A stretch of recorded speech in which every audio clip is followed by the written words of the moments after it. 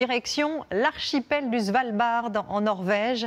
Notre équipe y a rejoint un couple de Français à la tête d'une expédition scientifique. À bord de leur bateau, des plongeurs, des chercheurs, mais aussi, vous allez le voir, deux petits moussaillons. Objectif, étudier l'impact du réchauffement climatique sur les fonds marins de l'Arctique. Yann Ovin, Stéphane Deperroy et Marie-Hélène Astrodo. Est-ce bien raisonnable ?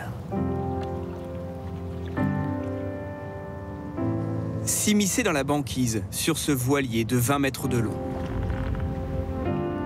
avec deux enfants à bord. Plonger dans une eau à 0 degré pour explorer l'océan Arctique en profondeur. Eux aussi s'interrogent souvent, mais l'appel du Nord, du Grand Nord, est plus fort que tout. L'équipage Under the Pole mène une nouvelle expédition scientifique dans l'archipel du Svalbard. Sur l'île du Spitsberg, nous les retrouvons au port de Longyearbyen. Emmanuel, Guilain, hey. Bonjour. À 1000 km du pôle Nord. Bienvenue à bord. Vas-y, je t'en prie. Ça va être camping polaire, là. Eh ben là, écoute, on va être avec vous deux. On va être 15. Emmanuel et Guilain Bardou sont des marins et plongeurs professionnels.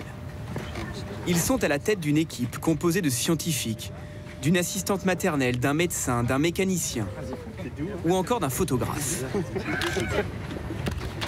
C'est l'heure du ravitaillement. Un mois et demi plus tôt, le bateau est parti de Concarneau, en Bretagne. Avant d'explorer ces fjords norvégiens, il reste quelques détails à régler, comme les courses. 3, 4, 19, 10. Oh yeah. Ça fait presque 2 kilos, quoi, ça. Alors, c'est un petit casse-tête, d'autant plus quand on part pour un mois plein, qu'on est dans un pays où les choses sont quand même assez chères. Et qu'en même temps, il n'y ait pas trop, parce qu'après, il va falloir réussir à le caser dans le bateau aussi. 4 caddies bien remplis, 3 heures plus tard. Nous, quand on fait les courses, on rigole pas, hein. L'aventure peut vraiment commencer, loin de cette ancienne cité minière et ses 2400 habitants. Ok, on est bon. ouais, on y va. Depuis 2010, c'est le 4e grand départ pour ces spécialistes de l'exploration sous-marine. Ce qu'ils redoutent le plus est maintenant derrière eux. Il y a quand même beaucoup de matos. C'est plein de raisons qu'on ait de la casse ou que des choses se passent mal. Et quand c'est fluide comme ça, c'est top. Ils peuvent donc hisser les voiles.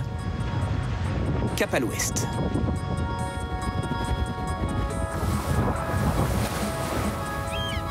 Leurs expéditions visent à étudier les fonds marins des régions polaires et sensibiliser le grand public à cette région du monde de plus en plus menacée.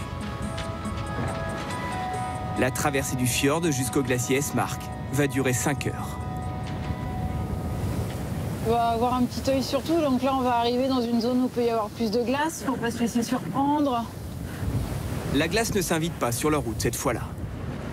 Ces marins décident malgré tout d'aller l'admirer de plus près pour terminer la journée. Avec aussitôt sur le pont, Robin, 10 ans. Ça me fait waouh, voir la banquise. C'est quoi la banquise pour toi? Ça représente quoi? Bah, c'est l'eau de mer qui gèle. Il y a fait ses premiers pas lors d'une précédente expédition.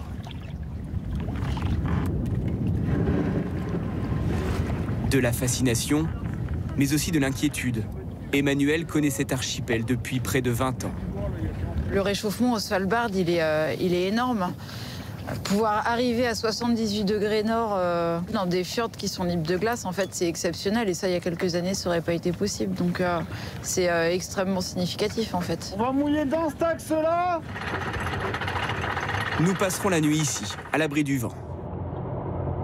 Un équipier retourne plus vite que les autres à l'intérieur. Tanguy, le cuisinier.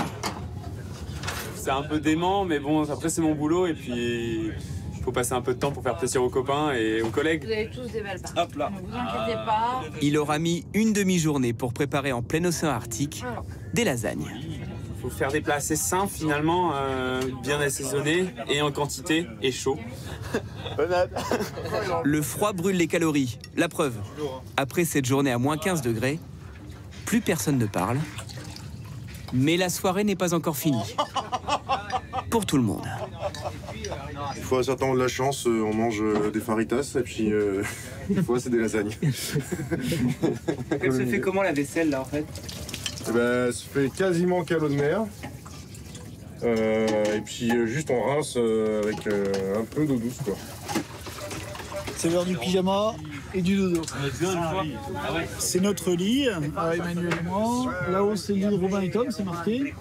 Le couple a choisi de vivre toutes les expéditions avec leurs enfants, quelle que soit la région du monde. J'ai froid. Bah justement, c'est pour ça qu'il faut se mettre dans le sac de couchage. Tom et Robin dorment profondément. Lorsque ce renard arctique, puis ses morses sortent dans la lumière rasante. Il est 1h du matin. Il faut bien se raisonner à arrêter de filmer. Le soleil ne se couchera pas. Depuis la mi-avril, c'est le jour permanent.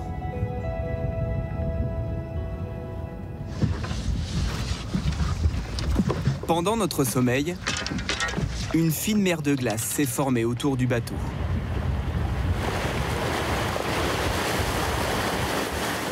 C'est l'heure du petit-déj. Et ce café à moins 17 degrés est le bienvenu. Il est 6h30, c'est le moment de quitter donc le lieu de mouillage pour prendre la direction du nord-ouest pour que ces plongeurs puissent trouver un lieu pour aller explorer l'océan Arctique. La journée est entièrement consacrée à la navigation.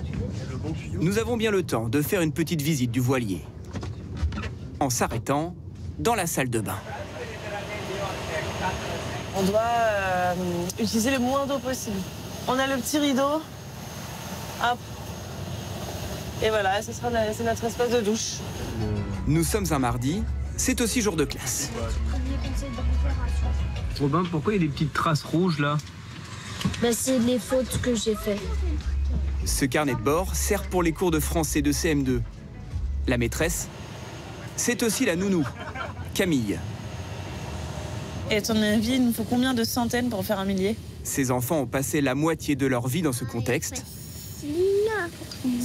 Bah ouais. Ils n'ont pas pris de retard à ce stade dans leur scolarité. C'est quoi l'idée pour vous? C'est de suivre quasiment à la lettre ce qu'ils devraient faire? Essayer de suivre au maximum pour que quand ils réintègrent la classe à terre, ils ne soient pas perdus, que les autres n'aient pas avancé. Ça sera le CP pour Tom l'année prochaine. Parfois, on est en marge, donc du coup, on n'arrive pas très bien à se concentrer. Tom nous parle de nav, comprenez de navigation. Et justement, celle de l'après-midi est nettement plus musclée. La météo a radicalement changé en 1 heure. Vaut mieux passer à droite.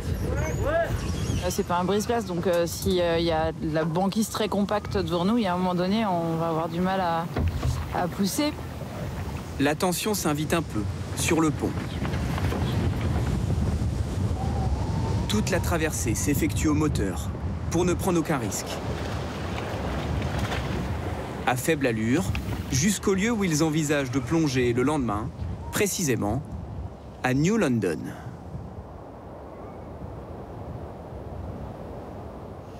Toute la partie de préparation de la plongée, elle est fondamentale. S'ils sont venus jusqu'ici, c'est avant tout pour explorer là où l'homme n'est jamais allé, jusqu'à 150 mètres de profondeur. L'inconnu du jour, c'est le froid, et on gère juste la plongée dans le froid, mais au passage, on fait de la prospection par contre. Ce qui nécessite un équipement ultra perfectionné. Lorenzo découvre l'environnement polaire. Je me prépare à la plongée 1000 fois à l'année, mais ça, c'est tout comme tout plus difficile, tout nouveau. Et c'est un peu stressant. On a du chauffage, on a plusieurs patchs. On a au niveau des cuisses et au niveau des pectoraux et du dos. Ce système électrique est placé sous une combinaison étanche.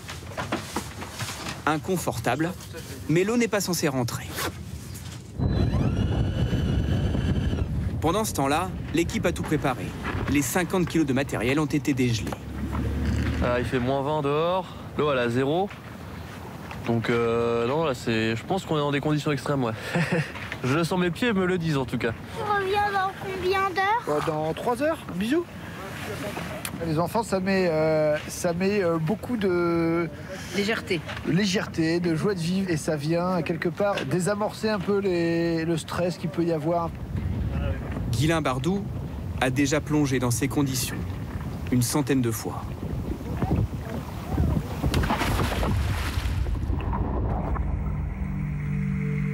En quelques minutes, le propulseur de ces plongeurs les tracte jusqu'à moins 70 mètres. Ils découvrent des fonds sédimentaires. Pas vraiment ce qu'ils recherchaient. Ouais, tout de suite, Guilain, c'était comment? Sous l'eau, ça va. On n'a plus froid, mais tu vois, la mer s'est levée. Tout à l'heure, la visibilité était tombée. Tout ça, c'est ça l'environnement polaire qui fait que c'est des plongées dures. Allez-y les gars, allez au chaud. Les plongées sont analysées, notées. Elles s'inscrivent dans un vaste programme des Nations Unies pour les sciences océaniques. Lorenzo Bramanti est chercheur au CNRS. Tu vois, c'est beaucoup plus vaseux. Il a encore de laminaires, des algues. C'est bizarre parce qu'il n'y a pas beaucoup de lumière. L'objectif premier de la mission, c'est de savoir s'il existe de grandes concentrations de coraux sous ces latitudes, autour desquels se développe souvent une vie sous-marine. Ils changent alors de site. Leur 4e immersion dans les abysses les enchante. Ce ne sont pas des grands coraux polaires. Mais ici, la biodiversité est riche. Des anémones, des crustacés. Cette étrange espèce fluorescente.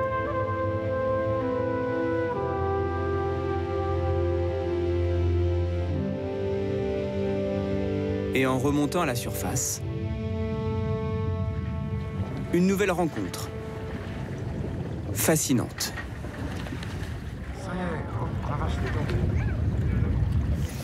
Est-ce que c'est le plus gros morse du monde? Non, mais c'est un gros morse. Et regarde ses dents. Regarde-moi ses grandes dents. C'est plutôt des défenses. Il n'a pas beaucoup de prédateurs et il n'est pas chassé ici. Donc je pense qu'il est assez serein. C'est pour ça qu'on peut l'approcher d'aussi près. C'est une chance. Hein. Lui non plus ne semble pas très inquiet. Le phoque est pourtant la proie préférée de l'ours polaire.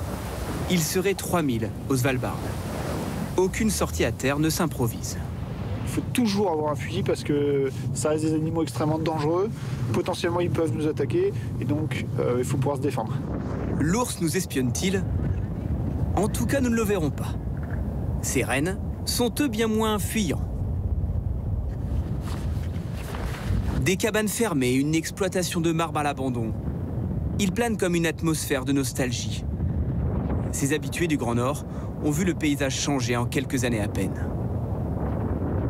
Il y a une force, il y a une nature sauvage ici, mais qu'est-ce qui restera dans 10 ans, qu'est-ce qui restera dans 15 ans? C'est des régions qui sont fascinantes, mais qui sont hautement menacées. Hein. L'Arctique en particulier, c'est la région du monde qui est le plus impactée par le réchauffement climatique. Précisément plus 2 degrés en une décennie. Fin juin, ils rentreront en France pour témoigner lors de conférences. Toujours à la recherche de partenaires pour mieux comprendre et protéger les océans. Avant de partir, ils voulaient que nous prenions une dernière fois la mesure de la situation. Under the Pole nous mène là où il y a encore quelques années, ils n'auraient pas pu s'aventurer à cette période, si proche de ce glacier. Tellement grandiose, tellement fragile. En moins de 20 ans, l'Arctique a perdu 1 600 000 km² de glace, soit 3 fois la surface de la France.